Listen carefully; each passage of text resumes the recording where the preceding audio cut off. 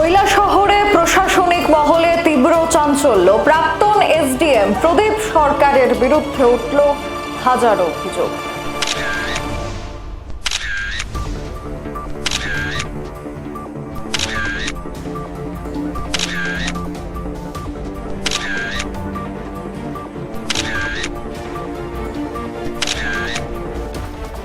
বর্তমানে কৈলাসহরের প্রাক্তন এসডিএম ট্রান্সপোর্ট অফিসে কর্মরত, কিন্তু কৈলাসহরে মহকুমা প্রশাসক হিসাবে দায়িত্বে থাকার সময় ওনার বিরুদ্ধে উঠেছিল একাধিক অভিযোগ। সচেতন নাগরিকদের আরটিআই আবেদন, সরকারি তথ্য, নথি সব মিলিয়ে এখন উত্তপ্ত পরিস্থিতি বিরাজ করছে কৈলাসহরে। আজ আমরা তুলে ধরছি সেই সকল অভিযোগের বিস্তারিত চিত্র কি রয়েছে। কৈলাসহর সীমান্তবর্তী একটি শান্ত শহর, কিন্তু সেই কৈলাসহর মহকুমায় যখন থেকে দায়িত্ব নিয়েছিলেন এসডিএম প্রদীপ সরকার, তখন থেকেই একাধিক দুর্নীতির অভিযোগ উঠে আসছিল ওনার বিরুদ্ধে। সচেতন নাগরিকরা একের পর এক আরটিআই করেছিলেন।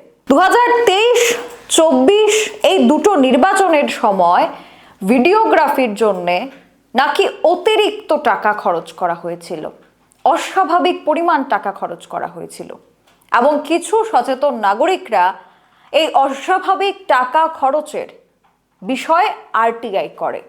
স্থানীয় কয়েকজন নাগরিক আরটিআই করে জানতে চান কত টাকা বরাদ্দ হয়েছিল, কত খরচ হয়েছে, কোন সংস্থাকে কিভাবে টেন্ডার দেওয়া হয়েছিল। অভিযোগ, সেই আরটিআইয়ের স্পষ্ট এবং পূর্ণাঙ্গ উত্তর মেলেনি।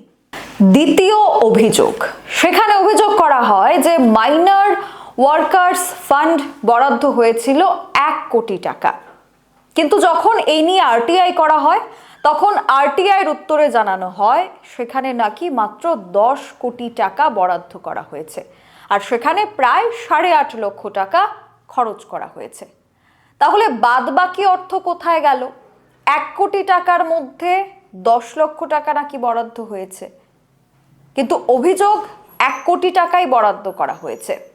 তৃতীয় অভিযোগ রয়েছে, ওমিক্রন পরিস্থিতির জন্য যে ফান্ড তৈরি করা হয়েছে সেখানে নাকি বেশ কিছু অনিয়ম এবং এই সরকারি তহবিলটাকে অনিয়মভাবে ব্যবহার করা হয়েছে। কিন্তু যখন সিএমও অফিসে আরটিআই করা হয় তখন জানা হয় যে ওমিক্রনে নাকি কোনো মৃত্যুই হয়নি। যদি ওমিক্রনের কারণে কোনো মৃত্যু না হয়ে থাকে তাহলে তহবিল গঠন করার কি দরকার ছিল, এবং সেই তহবিলে টাকা তছনছ করারও অভিযোগ রয়েছে। চতুর্থ অভিযোগ অনুযায়ী প্রত্যেকটি তহসিল অফিসে ইন্টারনেট ব্যবস্থা করার জন্য, ইন্টারনেট পরিষেবা দেওয়ার জন্য 3 লক্ষ টাকা খরচ করা হয়েছে, 3 লক্ষ টাকা বরাদ্দ করা হয়েছে। কিন্তু পরবর্তী সময় জানা যায় যে কোনো তহসিল অফিসে এই 3 লক্ষ টাকার হদিশ নেই, না তো ইন্টারনেট পরিষেবা দেওয়া হয়েছে, এবং প্রশ্ন করলে উত্তরে পাওয়া গেছে যে কোনো টাকাই নাকি এর জন্য দেওয়া হয়নি। নির্বাচনের সময় নাকি আরো এক অভিযোগ উঠে আসে যে অন্যান্য এসডিএম অফিসগুলিতে যে সংখ্যক গাড়ি ব্যবহার করা হয়েছে, এই এসডিএম নাকি তার থেকে অত্যাধিক গাড়ি ব্যবহার করেছেন, এমনটাই ওনার তথ্য বলছে।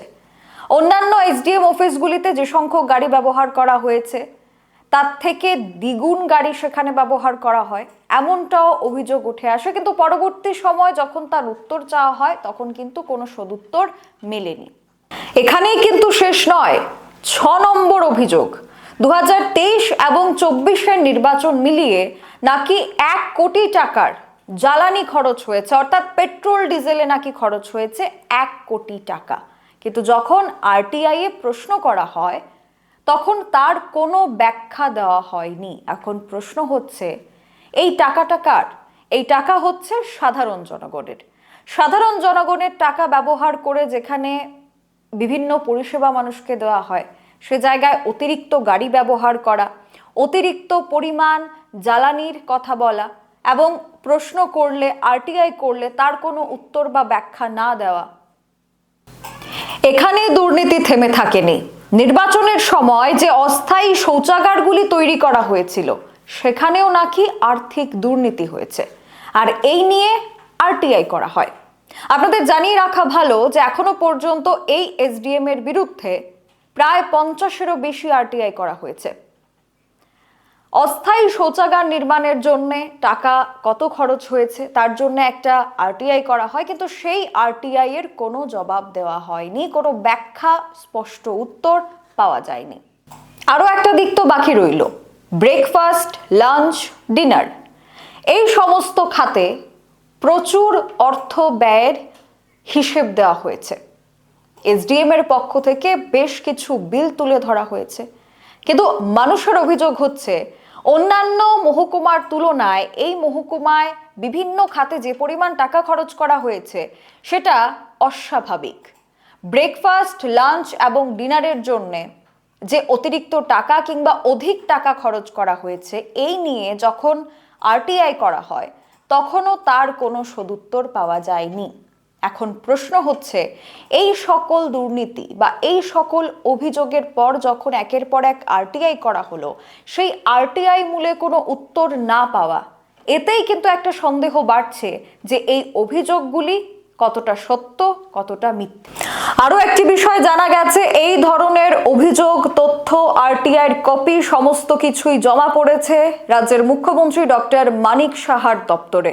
তবে এই অভিযোগ জমা পড়ার পর কোনো তদন্ত আদতে শুরু হয়েছে কিনা, তদন্ত চলছে কিনা, কি রিপোর্ট রয়েছে তা কিন্তু এখনো পর্যন্ত জানা যায়নি। তার কারণ দপ্তর থেকে এখনো পর্যন্ত কোনো অ্যাকশন গ্রহণ করা হয়নি। মুখ্যমন্ত্রীর টেবিলে রয়েছে আরটিআইয়ের কপি, আরটিআইয়ের উত্তরের কপি, বেশ কিছু অমিল থাকা বিল, বেশ কিছু অমিল তথ্য, যেগুলি প্রাক্তন কৈলাসহরের এসডিএম প্রদীপ সরকারের পক্ষ থেকে ওনার দপ্তর থেকে করা হয়েছে। কিন্তু এখনো স্পষ্ট নয় এই অভিযোগগুলির মধ্যে কতটা সত্য, কতটা বিভ্রান্তি। আমরা স্পষ্ট করে জানিয়ে রাখছি, এই প্রতিবেদন অভিযোগ এবং আরটিআই সূত্রে প্রাপ্ত দাবির ভিত্তিতে প্রস্তুত। অভিযুক্ত পক্ষের আনুষ্ঠানিক প্রতিক্রিয়া পেলে তা যথাযথভাবে প্রকাশ করা হবে। জনগণের টাকায় জবাবদিহি কি নিশ্চিত হবে, নাকি এই প্রশ্নগুলি উত্তরহীন থেকে যাবে? আজকে আমরা যেসব রিপোর্ট বা তথ্য তুলে ধরলাম, যে সকল অভিযোগ, আরটিআইয়ের প্রশ্ন, তার উত্তর আমরা তুলে ধরলাম, সেটা তো সামান্য কিছু। আরো বিস্তর অভিযোগ রয়েছে, আরো বিস্তর অভিযোগ রয়েছে সেই প্রাক্তন এসডিএম এর বিরুদ্ধে। কৈলাসহরের মতো শহরে এমন কিছু শুভবুদ্ধি সম্পন্ন সচেতন নাগরিক রয়েছেন যারা আরটিআই করেছেন, রাইট টু ইনফরমেশন অ্যাক্ট, এবং এর মাধ্যমে মানুষকে জবাবদিহি করা যে কোনো দপ্তরের কর্তব্য। কোথায় কত টাকা খরচ হয়েছে, কিভাবে খরচ হয়েছে, তার কারণ এই টাকা জনগণের ট্যাক্সের টাকা। তো সেই টাকা কোথায় কি খাতে খরচ হয়েছে সেটা সাধারণ মানুষ জানতেই পারে, কিন্তু তখন বিষয়টা ধোঁয়াশায় ছেয়ে যায় যখন সেই প্রশ্নের সঠিক উত্তর মেলে না। উত্তর না পাওয়া তার মানে হচ্ছে এখানে নিশ্চয়ই জলঘোলা পরিস্থিতি। আর এই জলঘোলা পরিস্থিতির আরো বেশ কিছু রিপোর্ট, তথ্য আমাদের সামনে রয়েছে, যা আমরা পরবর্তী পর্বে আপনাদের সামনে তুলে ধরব। আমাদের পরবর্তী পর্বে পুর পরিষদের সাথে এই ঘটনার কি সম্পর্ক রয়েছে, এই পুরো ঘটনা বা দুর্নীতির যে অভিযোগ উঠছে এর সাথে দপ্তরের কতটা গাফিলতি রয়েছে, সমস্ত বিষয় আমাদের নজরে থাকবে। আজকের মতো এই স্পেশাল রিপোর্টের প্রথম পর্বে এখানেই বিদায় নিচ্ছে। আমাদের পরবর্তী খবরাখবর দেখতে অবশ্যই চোখ রাখুন সোশ্যাল বাংলার পর্দায়। নমস্কার।